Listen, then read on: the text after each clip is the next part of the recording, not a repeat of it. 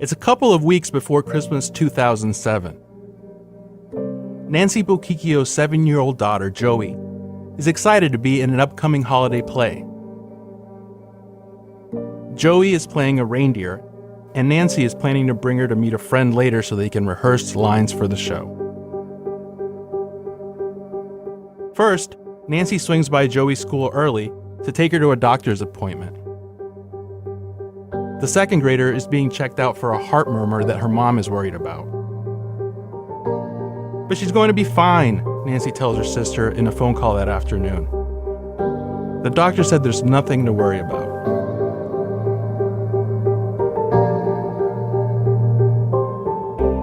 So the single mom and her daughter head to the town center mall, just around the corner in the oceanside city of Boca Raton, Florida. Nancy has a little Christmas shopping to do. Security cameras capture the two entering the mall just after 2 this Wednesday afternoon. They record the mom and daughter strolling past several stores. And the cameras capture the two leaving, about an hour after they got there. It's 3:11. By 10 o'clock that night, the last shoppers file out of the mall, and the doors are locked up. But Nancy's black SUV is still out in the parking lot, down by the Sears. The engine is running, and the lights are on. A mall security guard takes notice of Nancy's SUV. He goes over to check it out. Nancy and Joey Bokikio are in the back seat. They're bound with handcuffs and zip ties, and they've been shot in their heads. Execution style.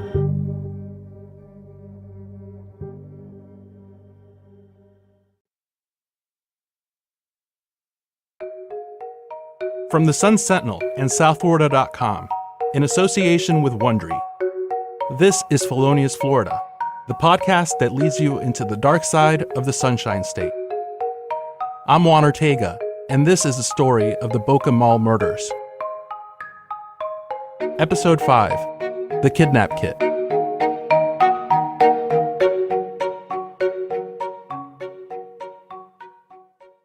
The scene at the mall in Boca Raton was terrifying, but it turned out to be just the latest horror to happen there in the year 2007. There were more victims, and South Florida was on edge.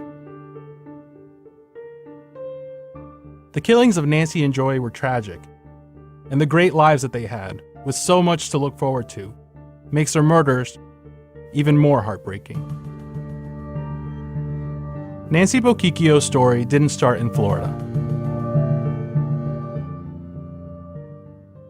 She was a New Yorker advancing her career through several jobs when she made the decision to move to South Florida in the mid-1990s. She was working on Wall Street by then, and her coworkers had just relocated to Boca. So she made the decision to head south. It was a big decision for a native New Yorker, especially one who isn't anywhere near retirement age. Nancy had grown up with her family in a neighborhood in the Bronx and was deeply tied there. As a kid, she was known for her shenanigans, pulling off jokes and getting herself into all sorts of mischief. Once, she walked on a road that was being paved. She was covered in tar. Her mom had to cut off her clothes and even some of her hair to get rid of it all.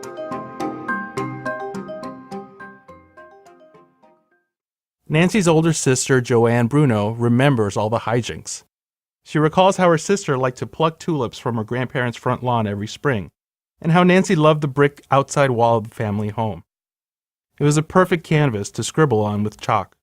She wrote in every single brick. She stood on a little ladder, and she wrote it with chalk. She wrote in every single... she was always some kind of mischief. At her Catholic school, Nancy kept the nuns busy. Around the first and second grade, she'd never stay in her seat. And when the nuns started wearing shorter garments, Nancy couldn't resist teasing one of them. She'd whistle with her fingers loud. And she whistled at the nun and she said to her, "You've been hiding those great legs all these years." That's the way she was. My mother was always worried because you never knew what was coming out of her mouth. I was totally different. People would even say, it's hard to believe you have the same dad, because we were so different. I was always so,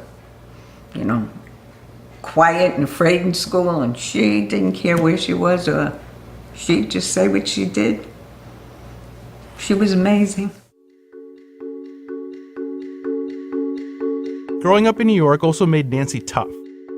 She was street smart, a fighter who stood her ground. One summer, she was driving through Brooklyn with her father. Nancy had her Gucci shoulder bag with her on the seat. At a red light, a thief dashed up and reached into the car, trying to grab the bag. Nancy didn't tolerate it and chomped her teeth down on the thief's hand.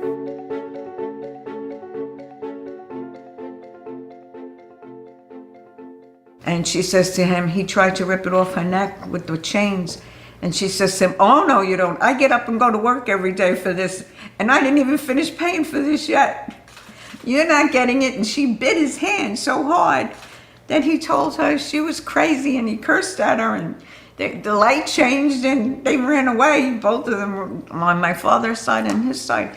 He told her she was a crazy woman, and he ran away, and knowing that's how she was. She didn't take anything. She was yelling and screaming at him.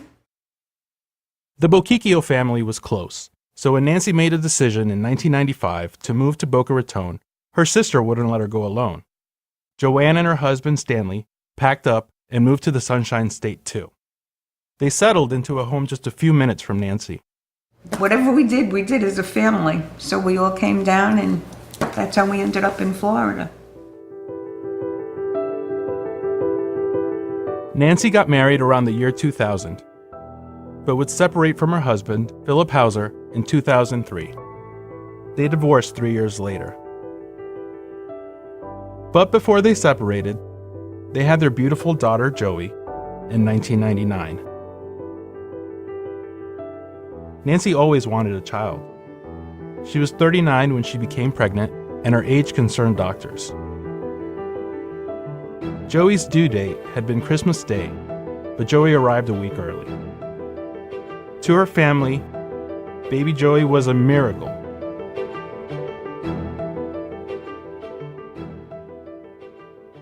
My sister didn't care what the doctor said. She says, I'm going to have this baby. God sent me this special angel. And Joey was born on December 17th, and she was a Christmas angel. She was 9 pounds, 4 ounces, big little girl, beautiful. Joey was named after Nancy's dad, Joseph.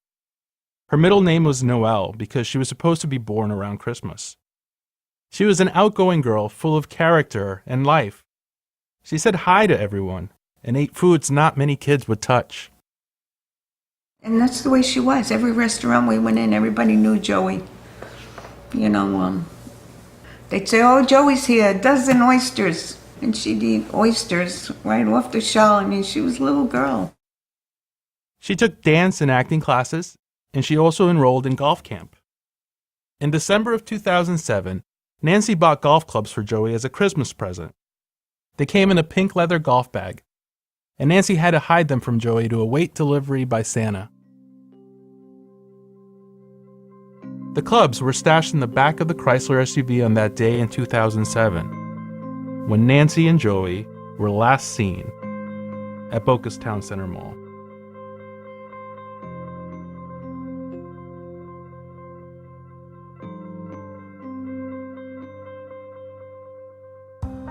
Boca Raton Police Captain Matthew Duggan is among the officers to get the call in the early morning hours. 2 bodies were found in a car in the parking lot of the mall. A woman and a young girl were shot in their heads. They were in the back seat, their hands, feet, and neck bound with duct tape, plastic zip ties, and handcuffs.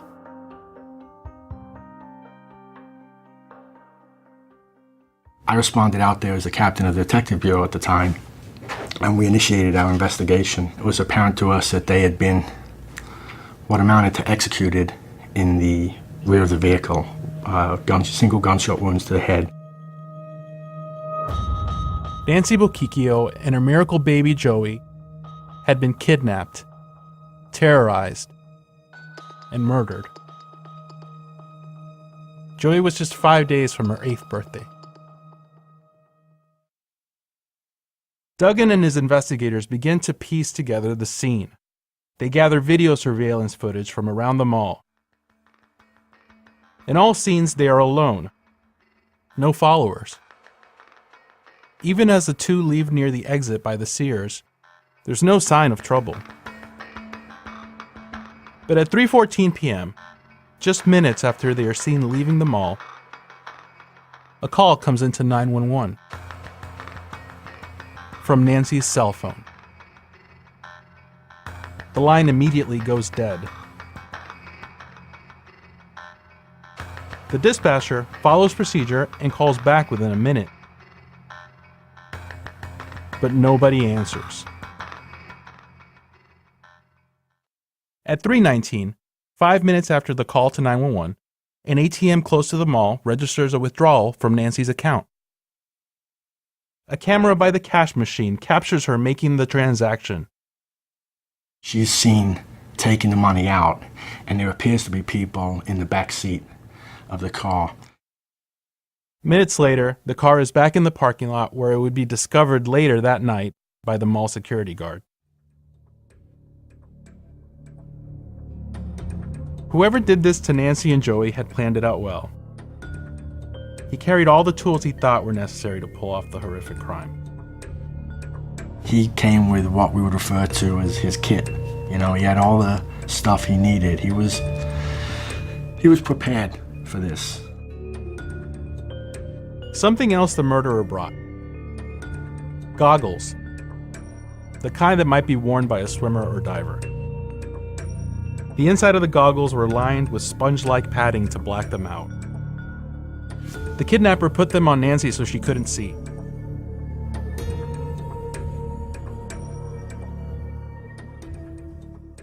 But it appears Nancy, the tough girl from the Bronx, fought back. The goggles were tugged off and were hanging around her neck, and she may have broken off the flimsy handcuffs the kidnapper used to restrain her. You know, and I hate to do it because it's so hard to put yourself in her spot. I mean, imagine being bound next to your 7-year-old child in a car, not being able to see, but you can hear what's going on. A natural assumption would be that Nancy broke the handcuffs. If you break your handcuffs, the first thing you're naturally going to do is you're going to reach up and pull, where am I, what's going on? You're going to pull the sunglasses or the goggles down. Nancy's family also thinks the desperate mom fought back. Nancy's niece, Claudine Northridge. If anything, she did whatever she had to do to protect Joey. Because we all knew what went through her mind. Like, is this guy gonna not only maybe kill her, but is he gonna sexually assault her? Or, you know, these were things that she was always afraid of to begin with. Yeah, that's what She was always afraid. So I know that going through her mind, she was like, I'm gonna do whatever I can to fight him off. And Right. she obviously did to break free of the restraints. That's what my sister did. That's what I believe. She fought to the last minute to save Joey. I know that. I know. The killer had forced Nancy to withdraw $500. He shot them both, then disappeared. Stephen Abrams was the mayor of Boca Raton at the time. Well, it was just so brazen. I mean, holiday season at Town Center Mall, of course, a large regional mall in our city, involving such defenseless victims. So, you know, your hearts went out immediately to the victims and their families, and I think that's what captured the attention of our residents at the time.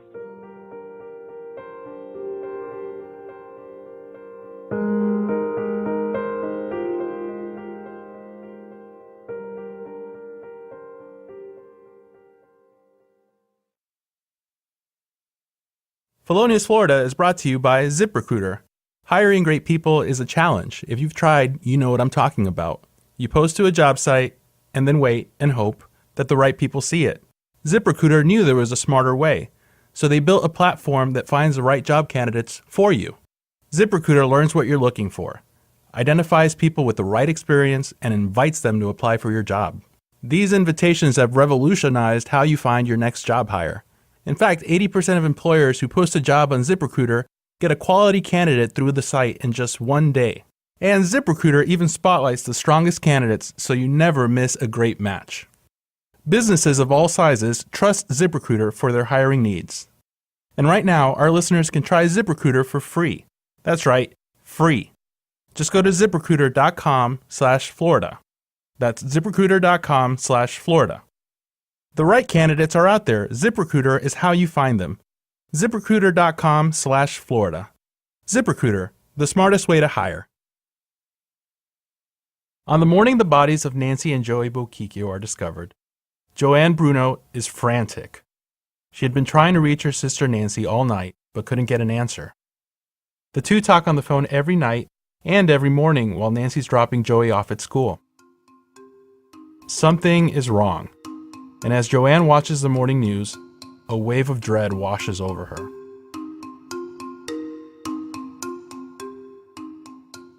Something kept telling me, and then on the news, my daughters and I were talking about someone being murdered at the mall, but they said 2 women. So I never put it together. And then about 10:30, I saw the news, and I saw an SUV, and all of a sudden my heart stopped. I just knew, even though they were saying 2 women, and they couldn't give any names because they hadn't notified the family yet. Joanne and other family members are called to the Boca Raton police station and told of the tragic deaths of Nancy and Joey. Nancy's niece, Claudine, is one of the last to arrive at the station. Her mom, Joanne, breaks the news to her. Just said, I can't believe this, and I remember they were crying, and I looked at there was 3 policemen standing in the office. I'm like, is this true? I had to get confirmation from them. And that's how I ended up finding out. In the days after the killings, some shoppers still head to the mall to buy presents at the height of the holiday season. It didn't surprise many shoppers to see the mall parking lot packed Saturday, some even using the grass for extra spaces. They say that's because now, just 2 days after the horrific murders of Nancy Bochicchio and her daughter Joey, security is everywhere. Every few minutes you can see either a guard in an SUV drive by or a Boca Raton police officer. Golf carts even bring people from the back of the lots to the front doors. The news reporter from local station CBS 12 talked to shoppers who were worried for their safety and the possibility of a killer still on the loose. Absolutely. And to tell you the truth, that's why I'm here. I wouldn't let my wife go alone with the baby. It's kind of afraid to kind of walk around here in the parking lot. You never know what's going to happen, especially being alone. A week after the killings, the community holds a day-long wake for Nancy and Joey at a funeral home in West Boca Raton. Nancy's ex-husband Philip Hauser attends the wake. He tells the news media at the time that he had been seriously talking with Nancy about getting back together. Joey even kept the last name of her father, going by Bochicchio Hauser.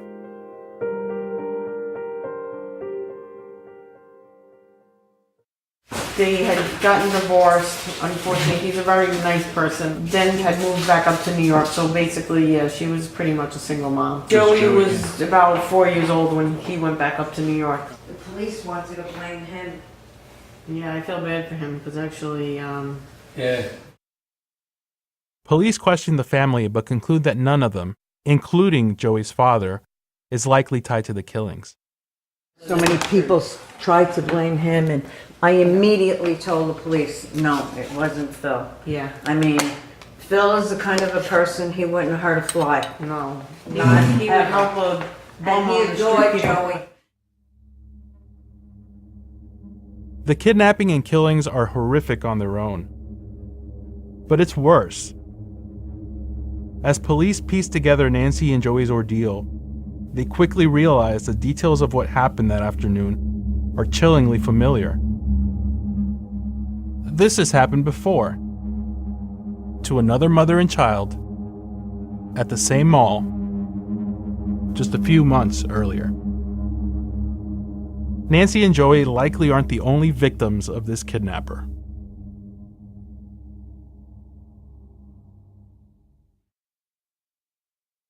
It's August 7th, a Tuesday.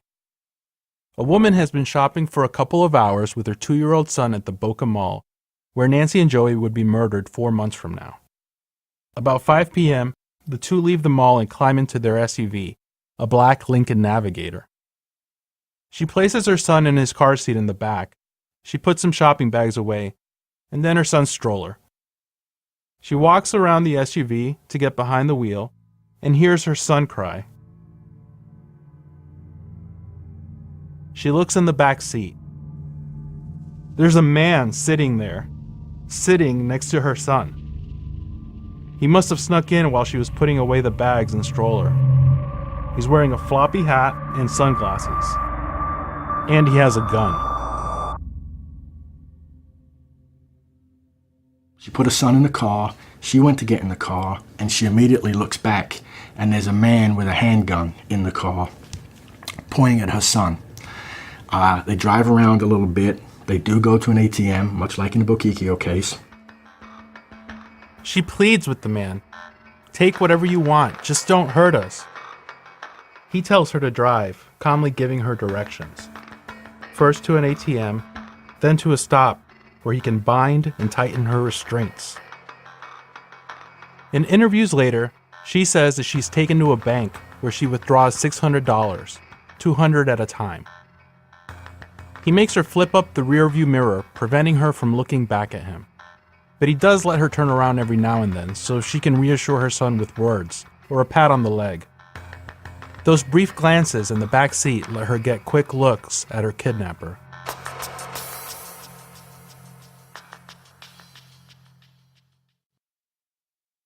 The woman is terrified. She believes she may be killed, and she considers ways to escape.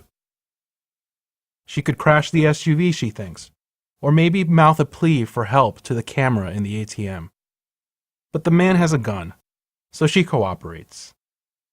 They reach the parking lot of a hotel and restaurant west of Boca Raton, about 3 miles from the mall where the woman and her son had been shopping. He makes her move to the back seat and binds her with handcuffs and zip ties. He uses more zip ties to secure her neck to the headrest. Then, just like the man who killed Nancy and Joey Boquicchio, the kidnapper takes out swimming goggles. They were blacked out to prevent her from seeing. It may have looked a little strange if a car pulled up and looked over and saw a lady in the back seat wearing swimming goggles. So he didn't put the goggles on her right away. Instead, he forces the woman to wear blacked-out sunglasses. And unlike the swimming goggles, she can see out the sides of them and track where they go. The man drives the SUV on Florida's turnpike for several miles. They stop at a shopping center near Delray Beach, Florida, then return to the Boca Mall where the ordeal began. It's been more than an hour. The sunglasses the woman had been wearing are replaced by the blacked-out goggles. The way he did the swimming goggles, ultimately, she just couldn't see out of them because they're so tight on your eyes and they're completely blacked out.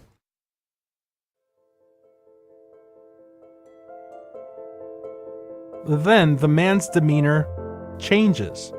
In fact, he becomes almost courteous. He asks the woman if she's okay.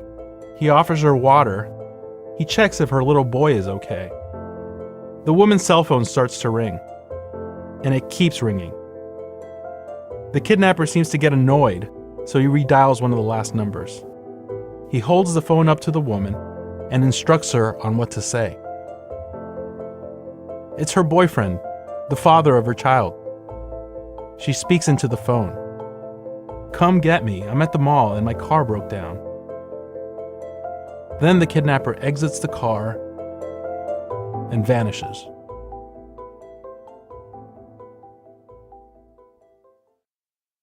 It's 6:30 p.m. when police get the call from a valet stand at the mall. The woman is worried the man will come after her and her son. He took her driver's license, and he threatened to find her if he sees himself on the news. To protect her identity, the woman's name has never been released by police.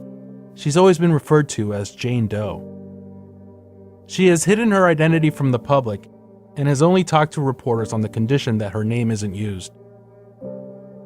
I spoke to her recently about the 2007 ordeal. She declined to be recorded for this podcast, but she told me, to this day, she still worries the kidnapper is still out there. Her son is a handsome boy of about 12. He has no memory of that terrifying day.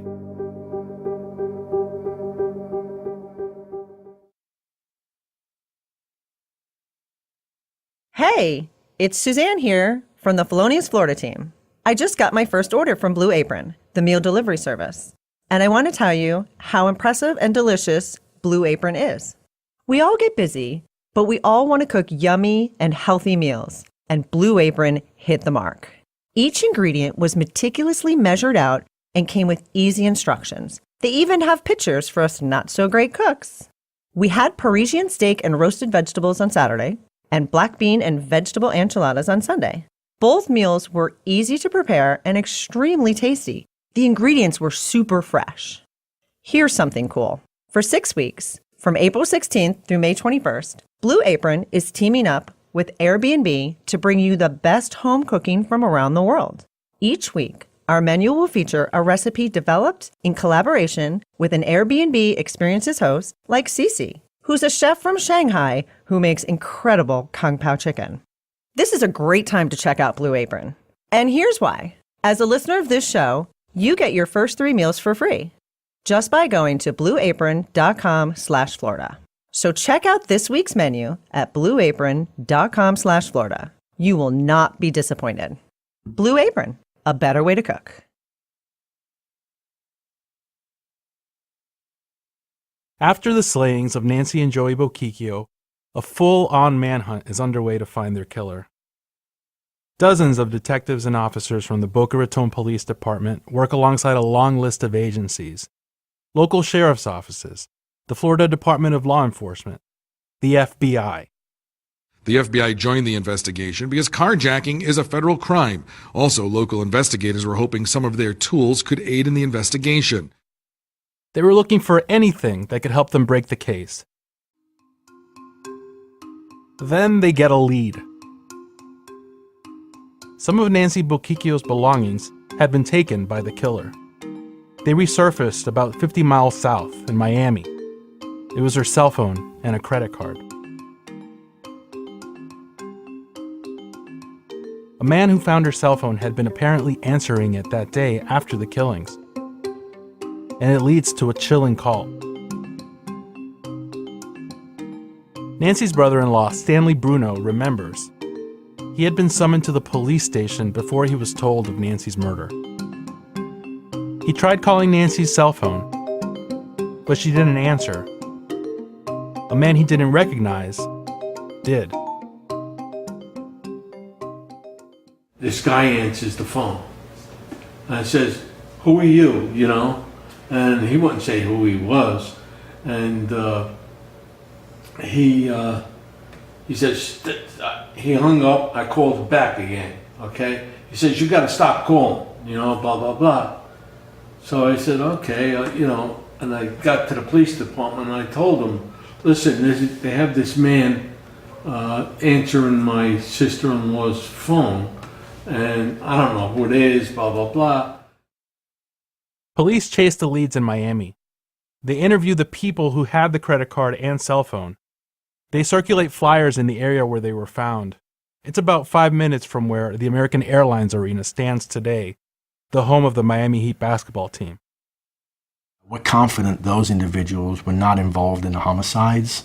Their stories made sense, and they were inconsistent with the descriptions of the suspects. So I hate to say it was a dead end, but the recovery of the credit cards and the cell phone really didn't lead any investigative value. Police suspect the kidnapper had disposed of the items in Miami, possibly as a way of throwing investigators off his trail. But nobody matches the description of the kidnapper. The potential lead goes nowhere.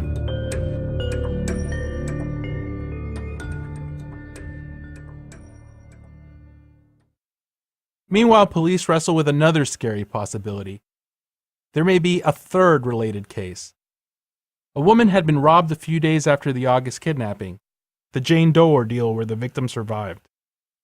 It happened at Meisner Park, not far from the Boca Mall. It's an upscale spot with shops and restaurants. It's common to see Lamborghinis, Ferraris, and Bugattis pulling up to the valet stand. A little after midnight, a 19-year-old woman is approached by a robber as she walks into the parking garage. He holds her at gunpoint and demands she go with him to an ATM to withdraw money. She refuses, instead offering him the $200 in cash she has on her while she goes by herself to an ATM. She escapes and finds a group of friends. When they return, the man is gone.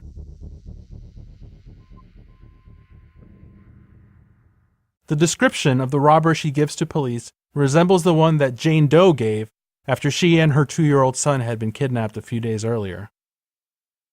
The description Jane Doe gave us was an 18 to 25-year-old male, about 5'11", 180 pounds, clean-shaven, with a brown ponytail, and a floppy hat.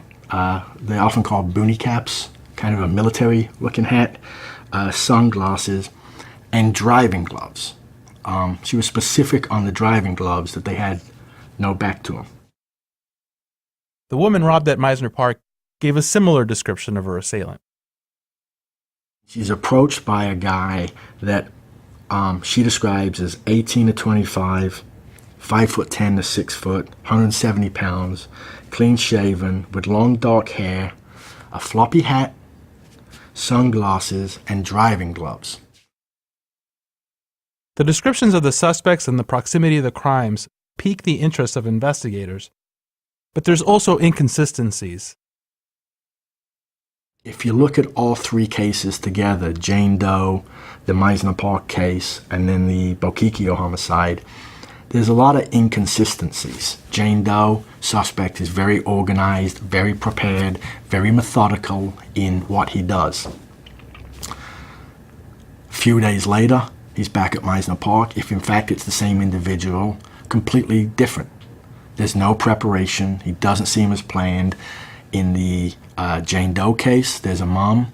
The child is arguably relevant in as much as it's a control mechanism for the suspect, meaning he has control over the victim in as much as the victim is as concerned about the child as she is about herself.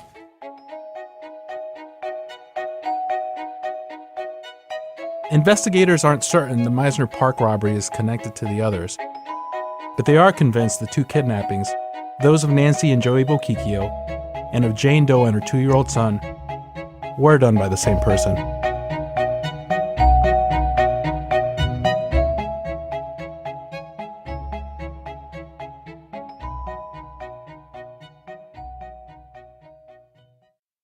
Police set out looking for a motive. Were the August kidnapping and December murders done just for money? In both cases, the suspect got away with just a few $100s. The effort and the preparation and the planning to perpetuate this crime is inconsistent with the financial gains. I mean, he was getting $500 from these robberies. You know, it's a lot of work to put in for $500 financial gain. There's almost certainly some other motive or rationale for why he did these things, more on a psychological level than a financial level. And why were Nancy and Joey Boquicchio killed and the August victims spared? Maybe it's because Nancy fought back, working her hands free and yanking off the dark goggles. Candidly, until we sit down with the bad guy, we may never answer that question. The fact is, Despite investigating for 10 years and following more than 2,000 leads, there have been few answers. Police released a sketch of the kidnapper based on the description provided by the victim in the August kidnapping. A young man who looked like a sketch of the suspect was arrested months later at a mall in Miami-Dade County. He was released when the victim didn't pick him out of a police lineup. Police released pieces of evidence, hoping they might jog loose a new lead. They showed surveillance videos, including of Nancy and Joey arriving and leaving the Boca Mall. In an unusual move for an active investigation, the police publicized a photo of the blacked-out goggles. They wanted tips on where they might have come from. That led them to an overseas importer, but that's about all.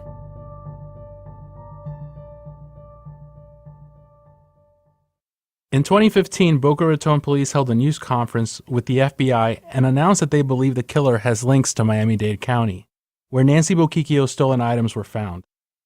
They say the duct tape and zip ties used in the kidnappings were bought from a major retailer there. In an interview for this podcast, police said that retailer was the Home Depot. Police have posted rewards for information. First $350,000, then $400,000 when the FBI pitched in more money in 2015. That reward still stands today. And last November, police released an 8-minute video aimed at bringing the case back into the public eye. They hope somebody saw something at the Town Center Mall. FBI agent John McVeigh fears there may be other victims who are too afraid of coming forward. So if you are somebody that this happened to, you never reported it, come forward now. I mean, we'll do what we can to protect your identity and stuff, but if you have a piece of evidence or you have something that you remember about the person, it may link us to this suspect. The slayings of Nancy and Joey Boquicchio shocked the community and drew national attention. The show America's Most Wanted profiled it several times through the years.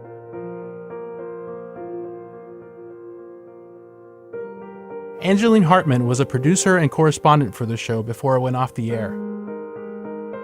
She says the idea of an attacker targeting a mom and child is horrific enough. But the moment he chose left Nancy and Joey particularly vulnerable. It's something any parent can relate to. I think this is really tough for any parent across America. All mothers can relate to that moment when you take the extra time to put your child in the back seat of a car, to strap your child in, to make sure your child is safe. And those are vulnerable moments because you are taking time to focus on your child. And so when this story happened, and a lot of us at America's Most Wanted are parents, a lot of us are mothers, we talked in particular about how vicious this person was to strike at that moment when a mother was most vulnerable. And it just, even now, 10 years later, it just really impacts me to even think about what happened to Nancy Boquicchio at that time and the fear that she must have been going through in trying to protect Joey. And there's the woman who is, there's the woman who wants to remain anonymous. Her child was 2 years old at that time. And I can just imagine what it looked like for her. And thank goodness that she survived that and is able to talk about it. But even now, it makes me emotional to think about somebody targeting mothers out there.